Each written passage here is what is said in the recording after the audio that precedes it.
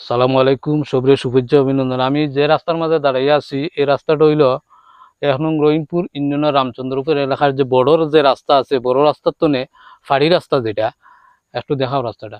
ফাড়ি রাস্তা যেটা, এটা এদিক তনে মনে করেন মৌলানা আব্দুল কাইম সাহেবের বাড়ি ওই যে আমার বাড়ি ওই যা, এদিকে আবার মোহাম্মদ মন্নান মিয়া জন্নান মিয়া বাই তারা বাড়ি পর্যন্ত এই যে রাস্তা।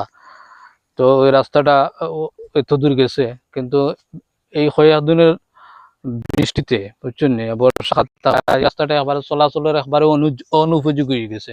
এমন অবস্থা, বিশেষ করে যে সকালে মস্তবও উঠতে যাইতে পারে না, আর স্কুলের শিক্ষার্থী যারা আছে এরা যাইতে পারে না, রাস্তা গাড়া এনো খুব বেশি গাড়া। আর এর চেয়ে বেশি গাড়া হইল যে রামচন্দ্রপুর বাইতুসালাম জামে মসজিদ যেটা একটু সামনে, এই মসজিদটার সামনের যে গাড়াটা খুব বেশি গাড়া।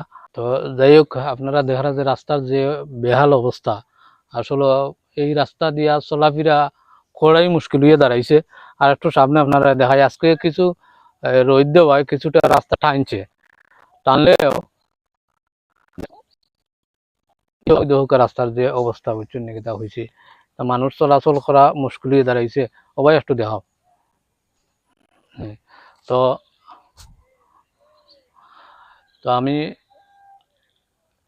কমলগঞ্জ শ্রীমঙ্গলী মাননীয় সংসদ সদস্য আলহাজ মুজিবুর রহমান চৌধুরী এমপি মহোদয় সহ স্থানীয় নেতৃবৃন্দ যারা আছেন, 1 নং রহিমপুর ইউনিয়নের ভারপ্রাপ্ত চেয়ারম্যান মেম্বার যারা আছেন, সবার কাছে আমার বিনীত অনুরোধ, আমার এই এলাকার মানুষের দুঃখ দুর্দশার কথা একটু আপনারা বিবেচনায় নিয়ে মানুষ যাতে চলাফেরা করতে পারে ও ব্যবস্থাটা আপনারা করিয়া দেওয়া।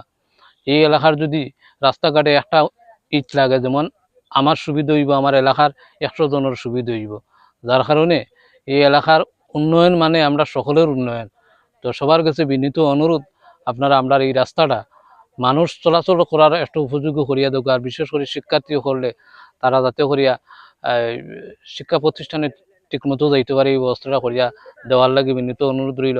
আর বিশেষ করে আজকে আমরা ইউনিয়নে গেছিলাম, আমার লগে গেছিলা যে আমরা এলাকার কাজী উমর ফারুক, তারপরে হইল যুবদল কর্মী জামাল আহমদ সহ আমরা গেছিলাম গিয়ে চেয়ারম্যান সাহেবের বিষয়টা আমরা বিস্তারিত হয়েছি।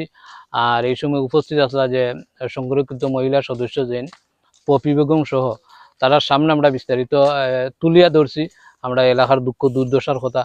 তো একটু আপনারা বিষয়টা বিবেচনায় নিবা। সবরে শুভেচ্ছা অভিনন্দন।